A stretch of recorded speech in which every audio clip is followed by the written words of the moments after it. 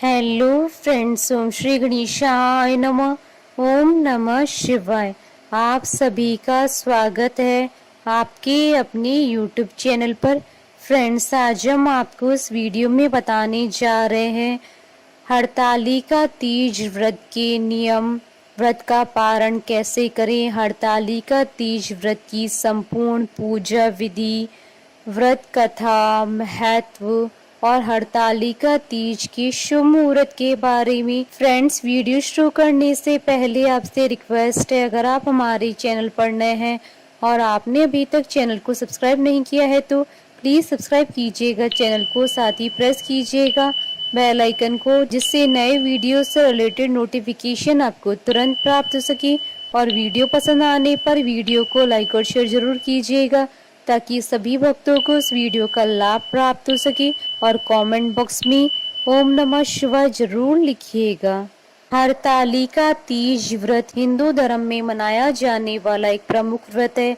भाद्रपद मास की शुक्ल पक्ष की तृतीय तिथि को हरतालिका तीज मनाई जाती है। मान्यता है कि भाद्रपद मास की शुक्ल पक्ष की तृतीया को हस्त नक्षत्र में भगवान शिव और माता पार्वती के पूजन का विशेष महत्व होता है।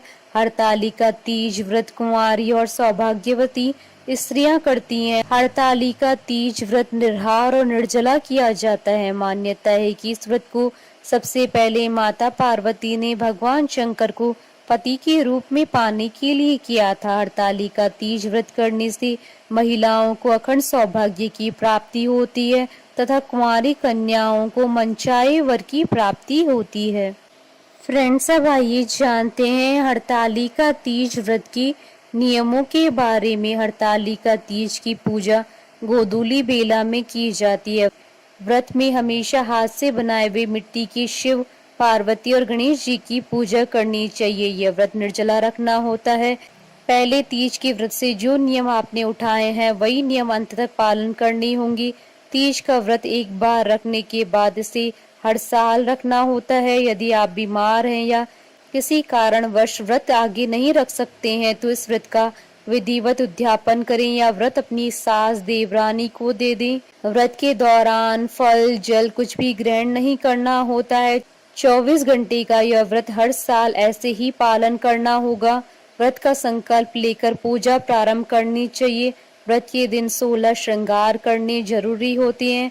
पूजा के पश्चात स्वाद की सामग्री ब्राह्मण या गरीब विवाहिता महिला को दें। व्रत वाले दिन रात में सोना वर्जित माना जाता है। इस दिन रात में भजन और कीर्तन और तीज के गीत गाते हुए भोर तक जगे रहना होता है। अगले दिन भोर में नहा धोकर शिव, पार्वती और गणपति जी की पूजा करके प्रसाद बांटने के बाद ही व्रत का पारण किया जाता है। हरतालिका तीज के व्रत के दौरान पति से किसी भी बात पर झगड़ा न करें। हरतालिका तीज व्रत पति पत्नी के आपसी प्रेम को दिखाता है। इस दिन किसी को अपशब्द न कहें। अगर कुछ गलत लगता भी है तो बात को नजरअंदाज करना बेहतर होगा। क्रोध से तो इस व्रत के दौरान दूर रहें। यह मन में वैर भाव को लाता है जो व्रत के पुण्य को प्रभावित करता है। मान्यता है कि व्रत रखने वाली महिलाओं को रात में सोना नहीं चाहिए। अगर आपने व्रत रखा है तो इस बात का खास ध्यान रखें। मान्यता है कि हरतालिका तीज के दिन गलती से भी दूध नहीं पीना चाहिए, नहीं तो अगले जन्म में सर्प योनि मिलती है। इस व्रत के दौरान पानी पीने से अगला जन्म मछली का होता है। हरतालिका तीज व्रत में स्वा की पिटारी में स्वा की सारी वस्तु रखकर माता पार्वती को चढ़ानी चाहिए। यह इस व्रत की मुख्य परंपरा है। इसमें शिव जी को धोती और अंगोछा चढ़ाया जाता है। यह स्वाग सामग्री सास के चरण स्पर्श करने के बाद ब्राह्मण या ब्राह्मण को दान देनी चाहिए। अगले दिन सुबह माता पार्वती को सिंदूर चढ़ाकर ककड़ी हलवे का भोग लगाकर ही व्रत का पारण किया जाता है। फ्रेंड्स, अब आइए जानते हैं हरतालिका तीज की पूजन सामग्री और पूजा विधि के बारे में। पूजन सामग्री में गीली काली मिट्टी या बालू, रेत, बेलपत्र, शमी पत्र, केले का पत्ता, धतूरे का फल एवं फूल, आंकड़े का फूल, मंजीरी, जनेऊ, नाड़ा, वस्त्र, सभी प्रकार के फल एवं फूल, पत्ते, श्रीफल, तुलसी, कलश, अबीर, चंदन, घी, तेल, कपूर, कुमकुम, दीपक, फुलहरा अर्थात प्राकृतिक फूलों से सजा हुआ। माता पार्वती की सुहाग की सामग्री में मेहंदी, चूड़ी, बिछिया, काजल, बिंदी, कुमकुम, सिंदूर, कंघी, आलता और बाजार में उपलब्ध सुहाग पुड़ा आदि। पंचामृत के लिए घी, दही, शक्कर, दूध, शहद। फ्रेंड्स, अब आइए जानते हैं हरतालिका तीज की पूजन विधि के बारे में। हरतालिका तीज की पूजा प्रदोष काल में की जाती है। सूर्यास्त के बाद की मुहूर्त को प्रदोष काल कहा जाता है, यानी यह दिन और रात के मिलन का समय होता है। हरतालिका तीज के पूजन के लिए काली मिट्टी से भगवान शिव और माता पार्वती और भगवान गणेश जी की प्रतिमा बनाई जाती है। उसके बाद उन्हें सजाया जाता है तथा एक चौकी पर रखकर उस पर एक रंगोली बनाएं। इस रंगोली के ऊपर केले के पत्ते रखकर इस पर शिव पार्वती की प्रतिमा रखें। इसके बाद कलश की हल्दी और कुमकुम से पूजा करें। बाद में भगवान गणेश, भगवान शिव और गौरी की पूजा करके उनका संपूर्ण श्रृंगार करें। फिर व्रती महिलाएं स्वा की पिटारी में स्वा की सारी वस्तु रखकर माता पार्वती को चढ़ाएं और भगवान शिव जी को धोती या फिर तौलिया चढ़ाया जाता है। इसके बाद हरतालिका तीज की व्रत कथा सुने या पढ़ें। भगवान शिव और पार्वती और भगवान गणेश जी की आरती करें। पूजा के बाद भगवान की परिक्रमा करें।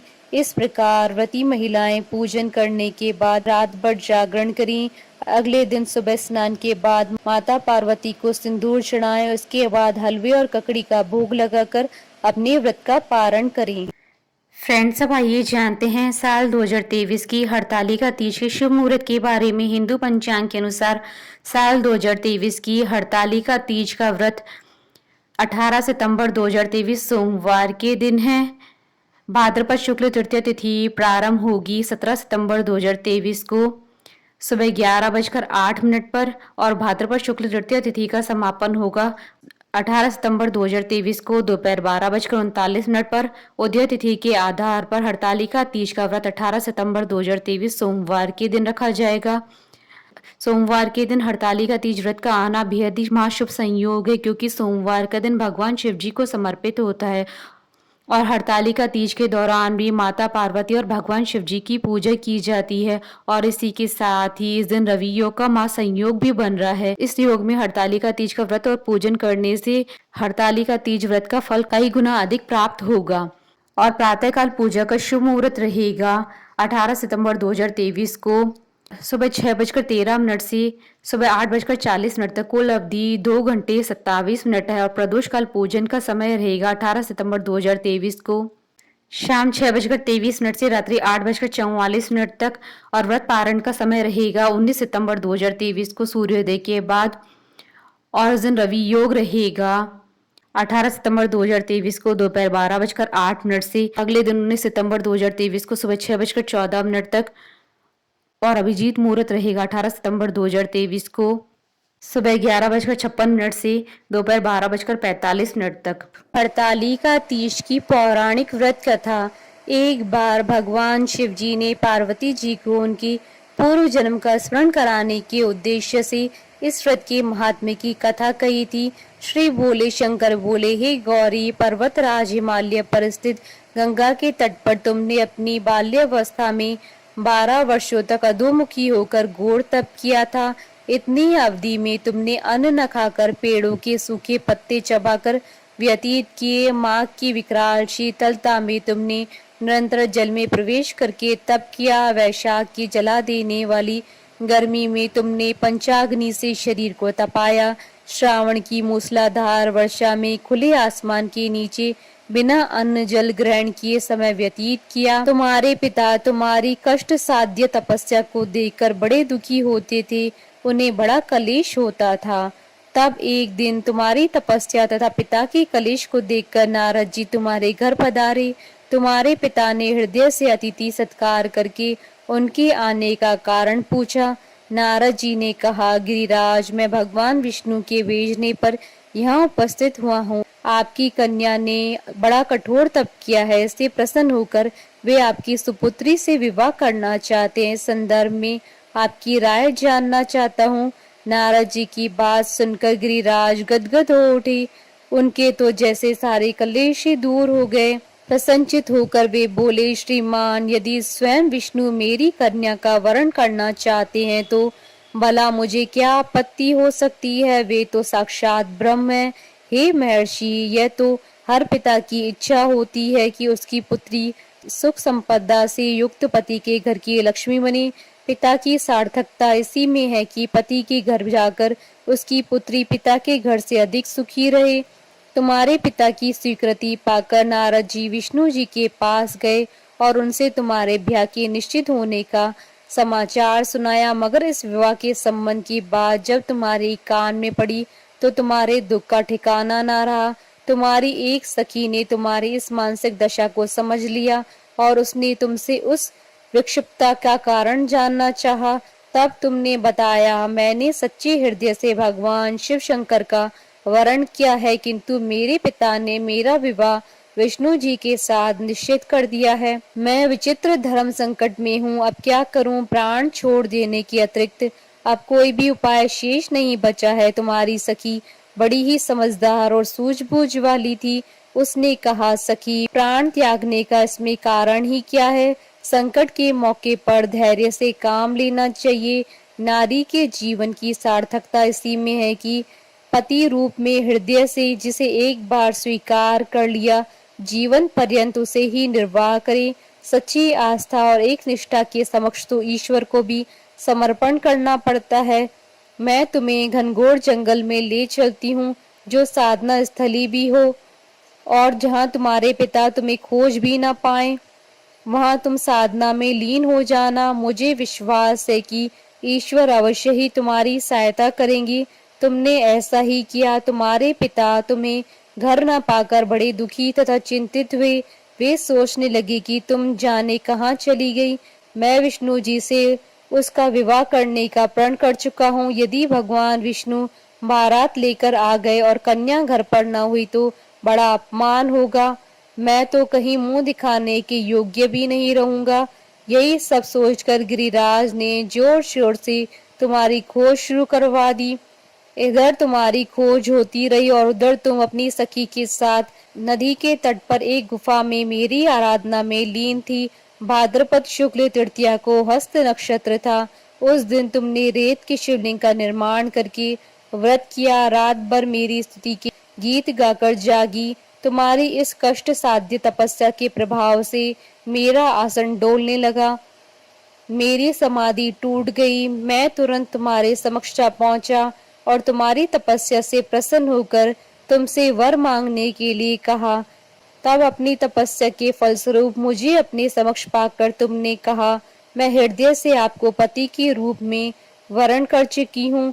यदि आप सचमुच मेरी तपस्या से प्रसन्न होकर आप यहाँ पधारे हैं तो मुझे अपनी अर्धांगिनी के रूप में स्वीकार कर लीजिए। तब मैं तथास्तु कहकर कैलाश पर्वत पर लौट आया। प्रातः होते ही तुमने पूजा की समस्त सामग्री को नदी में प्रवाहित करके अपनी सहेली सहित व्रत का पारण किया। उसी समय अपने मित्र, बंधु व दरबारियों सहित गिरिराज तुम्हें खोजते खोजते वहां आ पहुंचे और तुम्हारी इस कष्ट साध्य तपस्या का कारण तथा उद्देश्य पूछा। उस समय तुम्हारी दशा को देखकर गिरिराज अत्यधिक दुखी हुए और पीड़ा के कारण उनकी आंखों से आंसू मड़ आए। तुमने उनके आंसू पोंछते हुए विनम्र स्वर में कहा, पिताजी, मैंने अपने जीवन का अधिकांश समय कठोर तपस्या में बिताया है। मेरी इस तपस्या का उद्देश्य केवल यही था कि महादेव को पति के रूप में पाना चाहती थी। आज मैं अपनी तपस्या की कसौटी पर खरी उतर चुकी हूँ। आप क्योंकि विष्णु जी के साथ मेरा विवाह करने का निर्णय ले चुके थे, इसलिए मैं अपने आराध्य की खोज में घर छोड़कर चली आई।